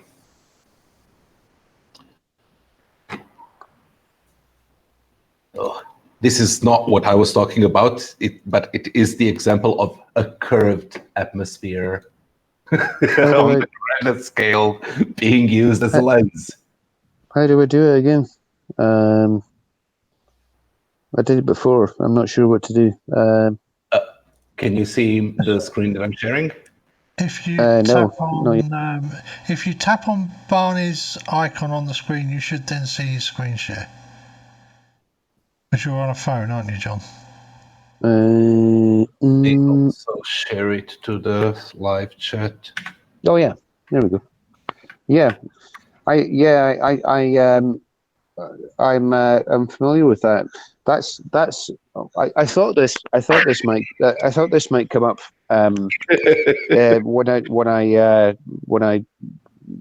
when I said this. It's a really interesting idea, and I'm going to follow this idea with great interest. But obviously, to be at the focal point, to be at the point of focus of I think the guy called it a terrascope. You've got to be at a very, very exact distance from the Earth, and you've also got to have that light. You got to have that light coming through the entire atmosphere in a circular fashion, like a lens.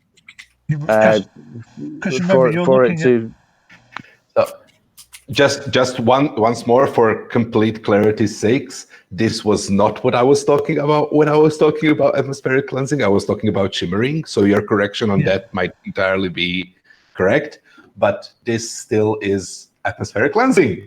It is, yeah, but Barney, I'm sorry, there was a bit of a cheap shot. A bit of a cheap shot, but I can feel you squirming. You don't want to admit that you're wrong, but it's okay. No, I don't. As I said, I don't know if I'm wrong. I will, if I am, I will research into it. I will look through diffraction and the atmospheric effects a bit more, and I will admit that I'm wrong eventually. There is looks like to me a giant Schmidt-Cassegrain front lens with a huge with the mirror bit in the middle being absolutely huge, and you're just taking a tiny little bit of light in from right around the very edge of the lens. Right around the very edge, exactly. That's it. That's exactly what it is. Because you are looking completely through the Earth's atmosphere from one side to the other, rather than looking at distortions within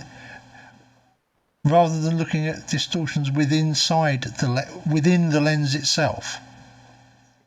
It's a really interesting proposition. I mean, if you could do it, it would be an extremely powerful telescope, and all the numbers seem to add up. If it was possible to do it, I mean, it would be something else. It really. Yeah, it just strikes me as with depending on the amount of cloud cover and what have you,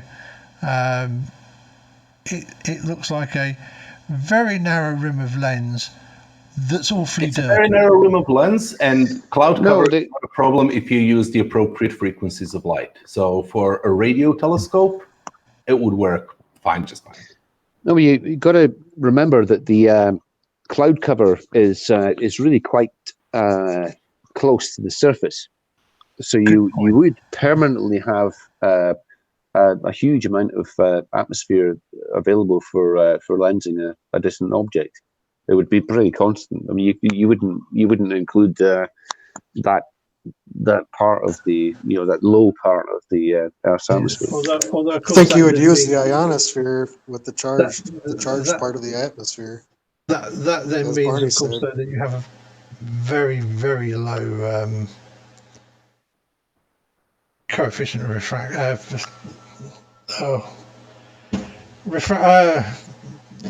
sorry, brain fart there.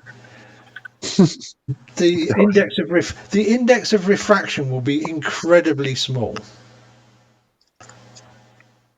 And what would that mean? That you would have to be really, really far away for it to get to the point of focus. Yes. Yes. But not ridiculously far away. Right. There was an idea of using the sun in the same way, but of using the sun's gravitational field in the same way, but then the focal point would be outside of the solar system, so it wasn't visible.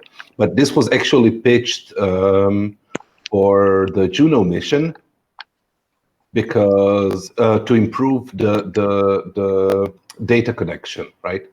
The distances are so huge that the dispersion of the signal from the Juno, what's it called? It's probe, right?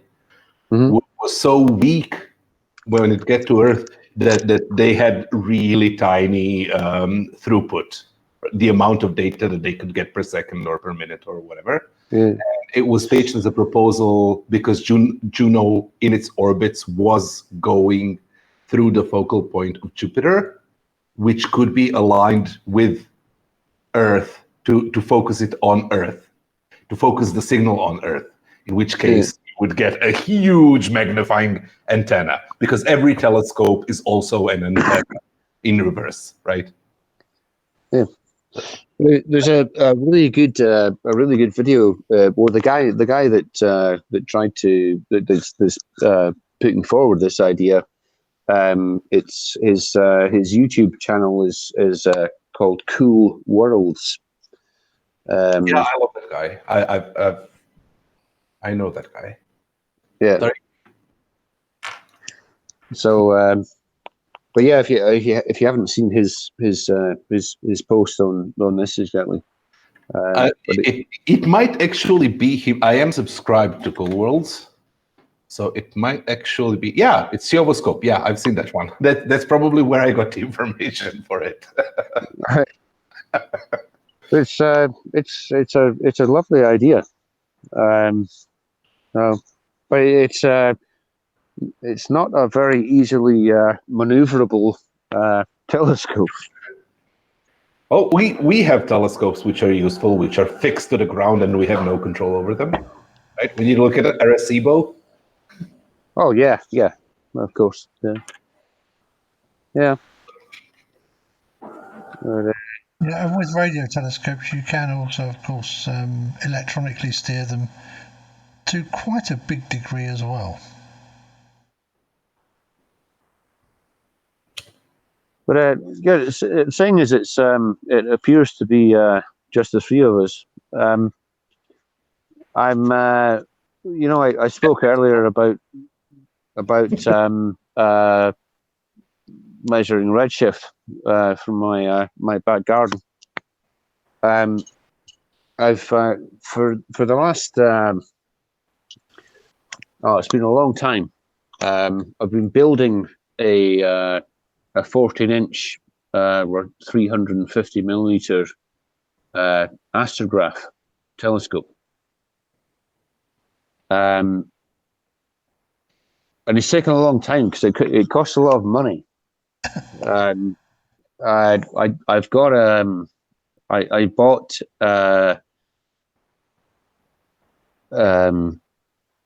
they're not research grade optics. They're slightly better than research grade optics, and they cost many thousands of pounds. And I had I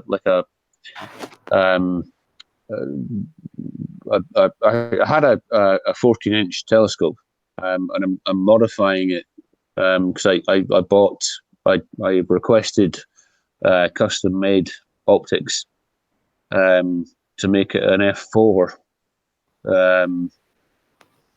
telescope to make it a bit faster to collect more light, shorter exposure.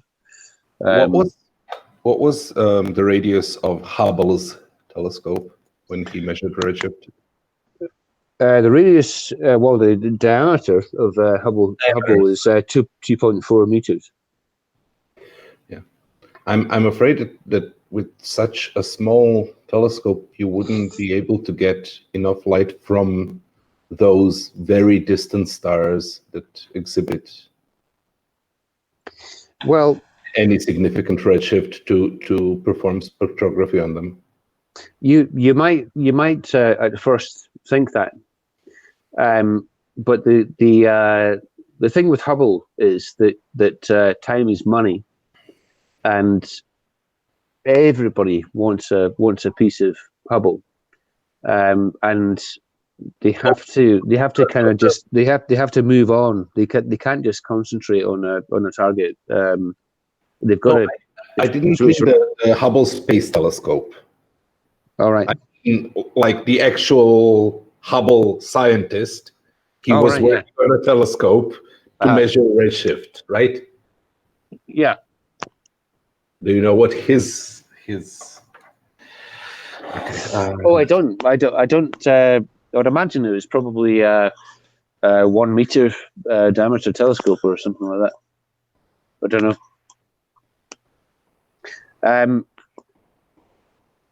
But the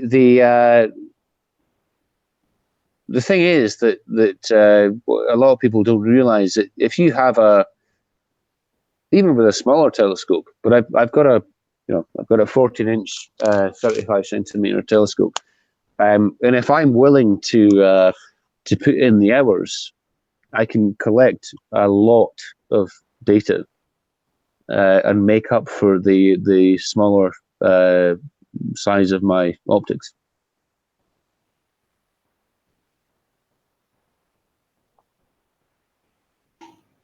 Well, it requires some accurate tracking, wouldn't it? Of course. How long would be How long could your How long could your exposure be? Well, it depends on the tracking, but I've got a what I use is I've got, of course, my imaging camera, and I use something called an off-axis guider. So you've got the view that you get out of the telescope is circular, but the camera is taking a rectangular view. Yeah. Yeah. And there is space. There is space to put in a little prism to steal some of that light and divert it into a tracking camera, which then sends minute constant signals to the mount to keep you on a star. So the guiding is absolutely spot on. And that's available to amateurs. It's not a particularly difficult thing to do. Because that's the one advantage we have over astronomers of 70 or 80 years ago, is we have the microelectronics available to control the mounts to a much, much greater degree of accuracy than we've ever been able to do before. You can take like 10. I mean, if you got it set up really, really well, I mean, you can 10-minute exposures at a very high magnification is not out of the question. was the Hooker telescope. It was a 100-inch, 2.5-meter telescope on Mount Wilson Observatory. But the difference is that they couldn't take Hubble. He couldn't take multiple exposures and put them together. Yeah. Oh, yes.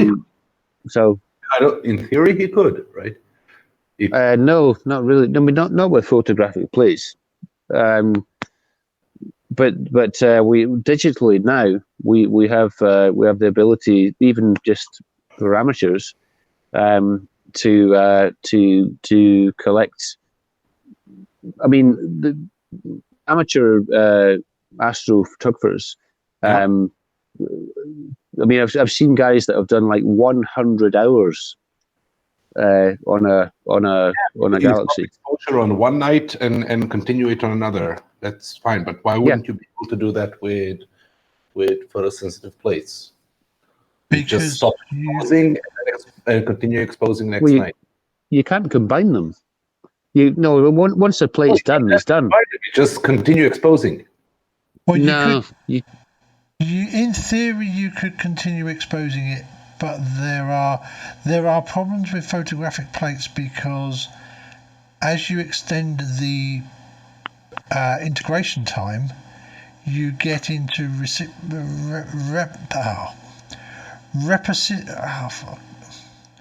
reciprocal failure. In that the sensitivity, as you extend the exposure time, the effective sensitivity of the plate goes down. And a really big thing that we're able to do with the software that we have now is that you have a lot of noise from the camera, depending on what camera you're using. So you can you can take dark frames. So you're effectively recording what the camera sees when there is nothing coming into the camera. So you're recording the noise of the camera itself, and you tell the software, I don't want that signal in my image, and it subtracts it. So if you're doing a very, very long exposure, then that makes a huge difference. And that's one of many integration frames that you can subtract. No, I agree that it's simpler with digital, but Alan, what you're saying, isn't that a problem for overexposure, right?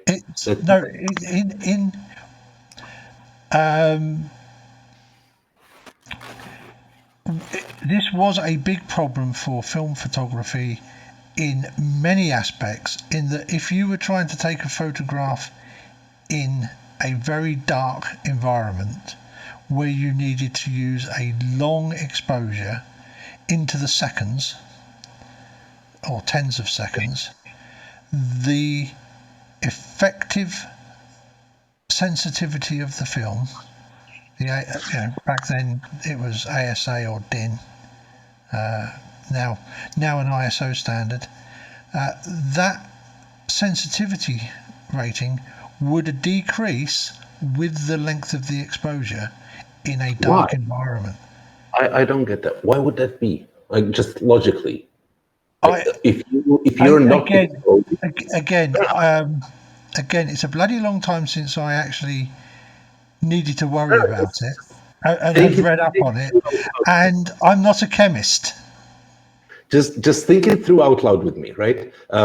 When you're not exposing, the film is in the exactly same environment. You're just not letting any light through. You're just covering the lens, right? It's to do with the way the way the photon, the way the light behave, the way the light sensitive crystals in the emulsion behave when the photons arrive slowly. I don't know. Fair enough. No, I get it. It's not the darkness that's the problem. It's the brightness doesn't get as bright as it should do, given the actual brightness of whatever's there. Okay, fair enough. So what you would I think expect. a really important thing to contrast, interject here. Can we just finish? The importance of a dark frame. I was talking about subtracting dark frames. If you're taking a very long exposure, the infrared heat just from the camera ends up on the sensor, and you can't have that. John, you've got to try and get rid of that. I'm just getting into taking photographs of the stars. I am using a 2010 era Canon DSLR. I know all about the damn noise. Especially the pattern noise on a Canon sensor. I was saying that for Barney's benefit. I was imagining that you probably know what I'm talking about.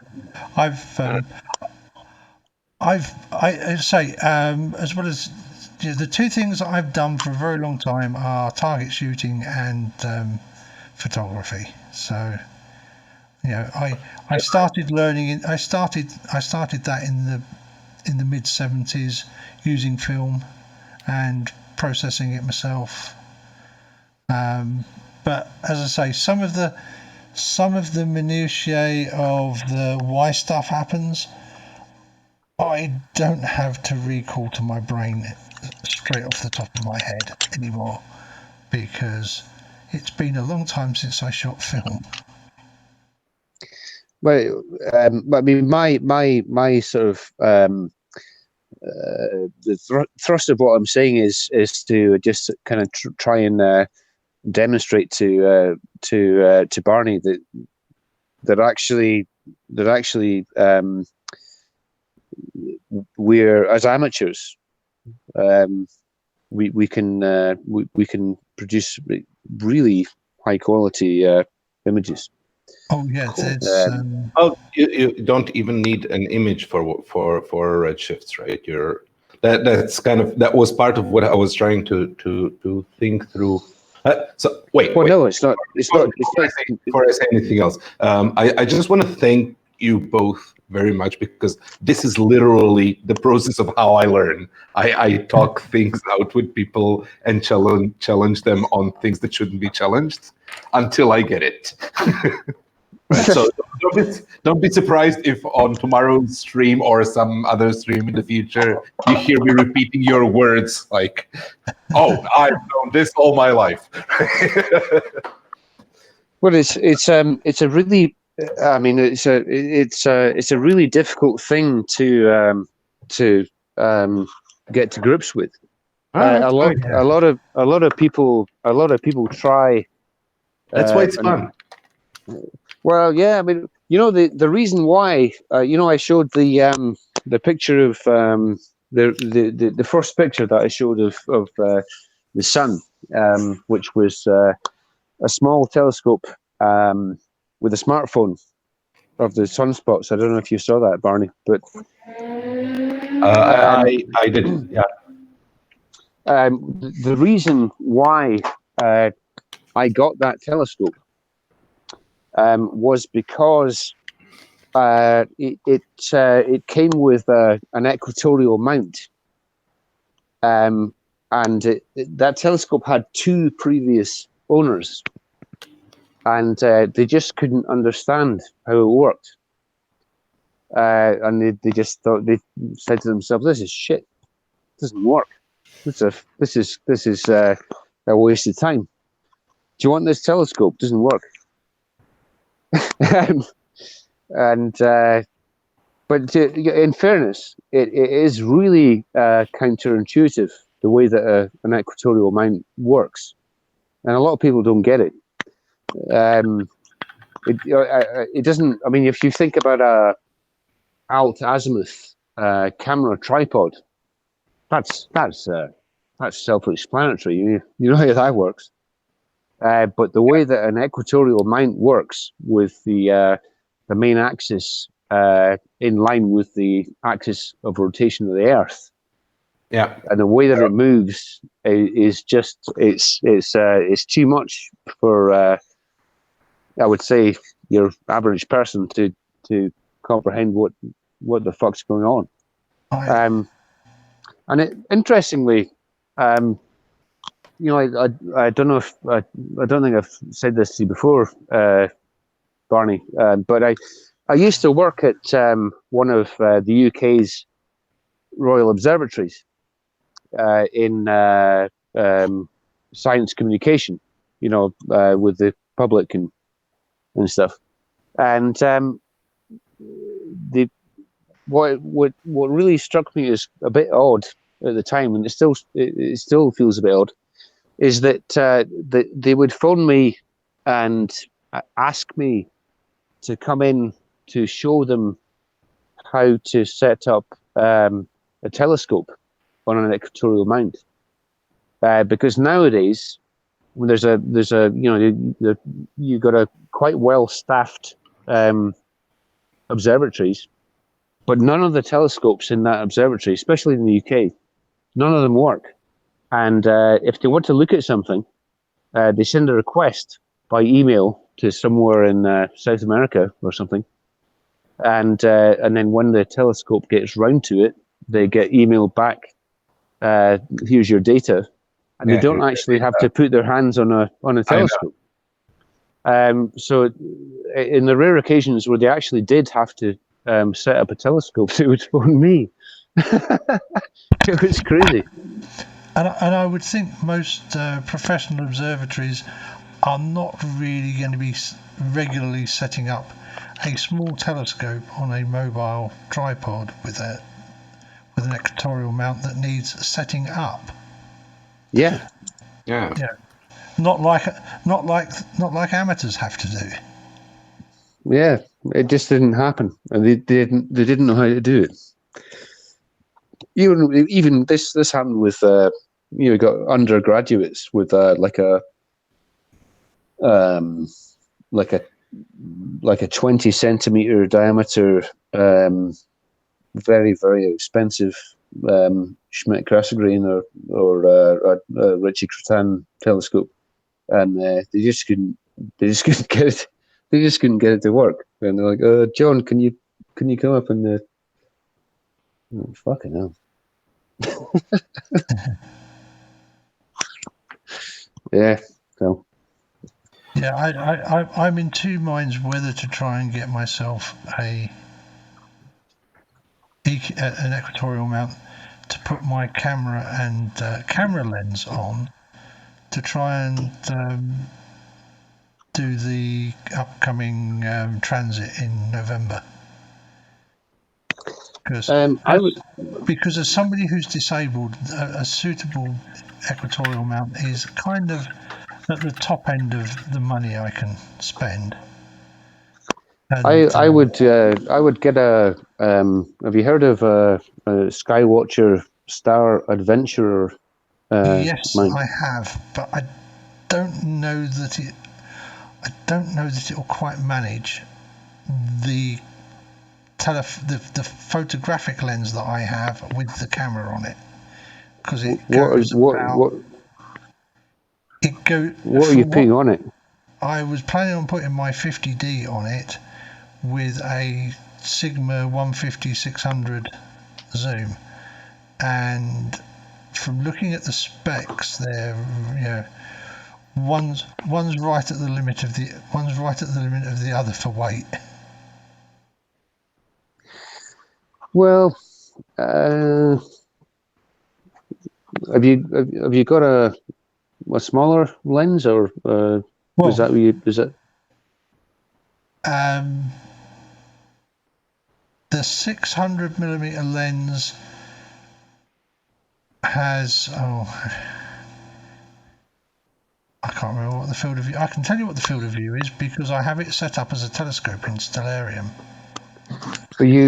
you wouldn't necessarily need 600 mil, but if you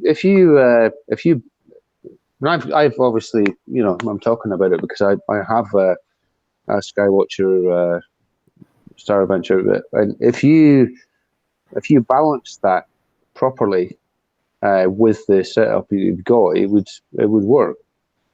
And especially if you're talking about using it for doing a solar eclipse. I was looking at is it Transit of Venus in November that we get no. just about to see? No, it's not. It wouldn't be a Transit of Venus. That's not going to happen for a long time. I'm sorry. I'm not. It's like right at the end of November. I think it's a transit of Mercury. Like I say, if it's not Venus, it must be Mercury, mustn't it? Yeah, well, the next transit of Venus is it's not for a long time. We'll be pushing up daisies next time that happens. But if you're hoping to capture something like that, you don't really need super accurate tracking. And even though a Star Adventure would be kind of at maximum payload, you can quite adequately track that thing. If you're going to try and do like long exposures of the stars with that setup, I think you would probably struggle. Yeah. But doing like solar observations of transit, it should work fine. Yeah, I mean that lens on my 50D gives a field of view of 2 degrees 7 minutes by 1 degree 25 minutes. Yeah, well that's not. Yeah. I gotta drop off for a bit, so I'm just gonna say bye and see you on some other stream. Yeah. Okay. Yeah. Barney. Thank you, Barney. Yeah, I think the 600mm is kind of, because I've done a fair few shots of the moon with it, and it kind of gets the moon fills the field of view comfortably. Yeah, I would imagine it would. And f6.3 is not bad either. Yeah. It's 95mm for the astronomers who prefer their apertures in diameters, not in f-stops. Yeah. But if I was you, if you can get the money together, I would. I think the Skywatcher Star Adventure is a great little bit of kit. And then because it is quite useful for other stuff as well, isn't it? Yeah, I mean, if you got a say a 24mm lens or a 40mm lens or something, I mean, you really don't have to do a very accurate polar alignment, and you can do exposures that are like several minutes long, and get just beautiful Milky Way stuff. Like I said, I just had a go at doing some star time lapses. Well, I showed them. I don't know if you caught that earlier when I played it. I didn't see it. Well, I didn't see it. I think I probably looked back and. It's on my YouTube. It's on my. I posted it on my YouTube channel a couple of days ago. So I'm sure I'll have a look. I'm sure you'll be able to find that, since this is now streaming to my YouTube channel, and the links are in the chat and what have you. But I was really surprised what 8 seconds got me with my. I've got a 20 to 40 f2.8 zoom, and I put that on and just shot 8-second exposures at a 10-second loop. Yeah, you got a nice result with that. For 2 or 3 hours. Yeah, that's what to do. Yeah. But like you say, yeah, I mean that, and pointing it at the Milky Way, because I was really surprised how many more stars even 8 seconds lets you see than with the naked eye. Oh yeah, well I did a. I still haven't managed to process it yet, but I did a quite a big shoot in February of the Milky Way, which included airglow, which was really lovely.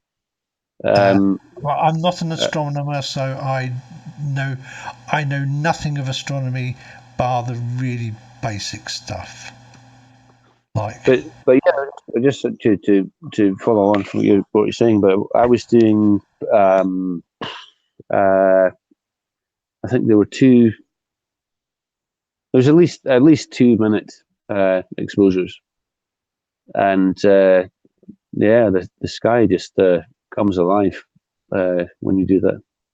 Yeah, I mean, 8 seconds at ISO 3200 was quite an eye opener. Yeah, and of course, because it's all rotating, it's really easy to tell whether you are actually looking at noise or looking at stars. Yeah. But the have you heard of the 500 rule? You heard of that? I think I have vaguely.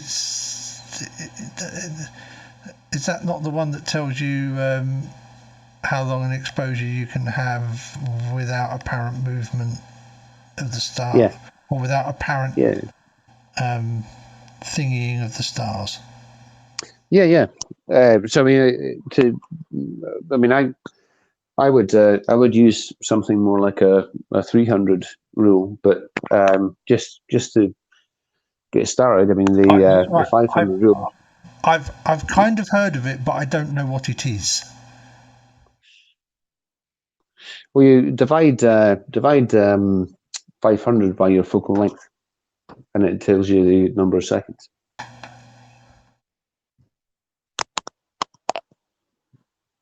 So, anyway, I've got to shoot, Alan. It's been nice talking to you.